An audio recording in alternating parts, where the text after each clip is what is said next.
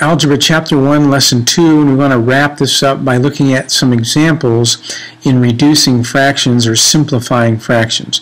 So remember our process. We're going to look at some factors of the numerator and factors of the denominator. We're going to list those first. Then we're going to look for factors that are the same because those are going to reduce to the number 1. And then we're going to multiply what's left by all those 1s. And that's going to give us our simplified expression. So in the first one here, the factors of 3, we have 3 times 1, so I can change that or just kind of add to that 3 times 1, and then I have P times and Q, and so those are some factors of my numerator. Now one of the things you want to look for, I have 1s and 3s, anything other than 1. I'm looking for 3s.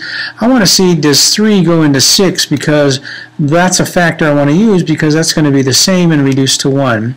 So I know that 2 times 3 is 6. So those are factors of my 6, and then I have the letter Q.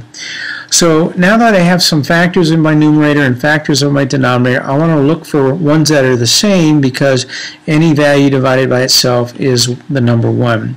So this 3 and this 3 are the same, so this 3 divided by this 3 are going to reduce to a 1. Now you may have heard that as cancel. I don't ever want to hear you cancel when you're doing it. That's reducing to the number 1. It doesn't go away, it changes to a number 1. And then I have this Q and this Q that are the same, so those reduce to the number 1.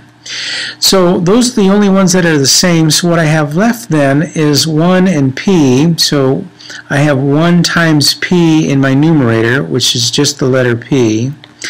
And then I have 2 times, these are nothing here anymore, those are just 1, so I just have 2. So I'm left with 2 in my denominator. So then what I have left here then is this fraction here, P over 2 times 1, multiplying this by these identities leaves me with just the fraction P over 2. So P over 2 would be the simplified version of 3PQ over 6Q. Alright, let's take a look at another one. As I look at this one over here, 8a over 3ab, as I look at 8, I know that that's 2 times 4, so I can list those factors, and then I have the letter a left over. And my denominator is 1 times 3. Those are the only factors that I have for 3, and then I have an a and a b. Okay? So those are some factors of each of the groups, and now I want to look for some that are the same. Well, as far as the numbers go, there aren't any at the same, so none of those are going to reduce to 1. And the only letters that's same is the A. So the A over the A I can reduce to the number 1. Okay? That leaves me with a 2 times 4 in my numerator, which is 8, and 1 times 3 in my denominator, which is 3, and then I still have the B left. So I end up with 8 over 3B times 1. That's my identity, so this ends up being then the reduced version is 8 over 3b. Okay? And so that's the simplified version. Now as we go through this, I'm sure you'll recognize some shortcuts. Don't want to quite use those yet. We'll kind of be judicious when we're using shortcuts, but we'll look more at how we can use shortcuts later on, but try to use what we're using here to kind of get, again, the process so that when we're doing more complicated ones, we know how to do these. Okay, as I'm looking at my next problem over here, 32PRQ over 4QRP, one of the things you can do a shortcut kind of is, well, here's a 4. Does 4 go into 32? It does, so you want to look at those factors in my numerator. So I know 4 times 8 is 32, so those are some factors. And then I have the letter P, the letter R, and the letter Q, which are all factors. Got to get the light. I'll be right back. That's kind of annoying how often that goes off. I'll have to check into that. My denominator then I could change into 2 times 2, but I see I have a 4 here in my numerator already, so I'm going to leave that as a 4, and then I would have 4 times 1, but I don't need to use the 1. And then I have the Q, the R. So now I'm going to look for ones that are in common and reduce those or change those to 1. So this 4 over this 4 becomes a 1. This P over this P becomes a 1. This R over this R becomes a 1. And this Q over this Q becomes a 1. Which leaves me then in my numerator only the 8.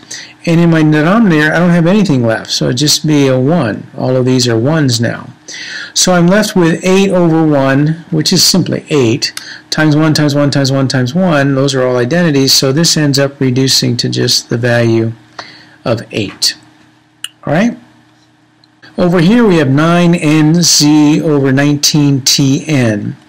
Now, as I look at 19, I realize there's only two factors of 19. It's a prime number, 1 and 19. And I know that none of the factors are going to go into 19. So I actually can realize ahead of time that even if I broke those into factors, they're not going to reduce. So I'm not going to change that. So that's just going to leave me then n and z.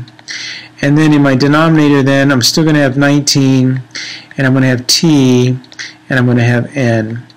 And now I'm going to look for common ones. Well, obviously we know that none of those are common. This n with this n are common, so I can change those to a 1. And then I'm left with z and t in my numerator and denominator, respectively. So in my numerator then, I still have a 9 times a z. I still have that. And in my denominator, I still have a 19 and a t. So I have this then times 1. So the reduced fraction then is 9z over 19t. Okay? So let's take a look at these last two. Alright, on these last two, I'm going to do a little bit of a shortcut with the variable. So if you watch this far, you're going to get a shortcut for free. Again, as I look ahead, I want to kind of look at something that will help me out. I notice that I have an 11 down here, which goes into 33, so I want to use 11 in my numerator. 2 doesn't go in that, so I don't need to worry about that. So the 33 I can change into 3 times 11, and then I have the S, B, and the A. And then I have the 2 then times the 11, and then the A. So these 11s I can reduce to a 1. The A's I can reduce to a 1, which leaves me with this S and B in my numerator. So in my numerator, I'm left with a 3 times S and B, so I have 3SB in my numerator. And then in my denominator, I'm left with just the 2. So nothing else is there. Everything else has been reduced out to a 1. So I end up with this fraction then times these two 1s. That's the identity. So that ends up being just this fraction here. So my answer then is 3SB over 2. All right? One last problem, and I really didn't do the shortcut on that. I kind of misled you a little bit. Not intentionally, I intended to, but then I got into what I was doing and forgot. But I will kind of do a shortcut on this last one here.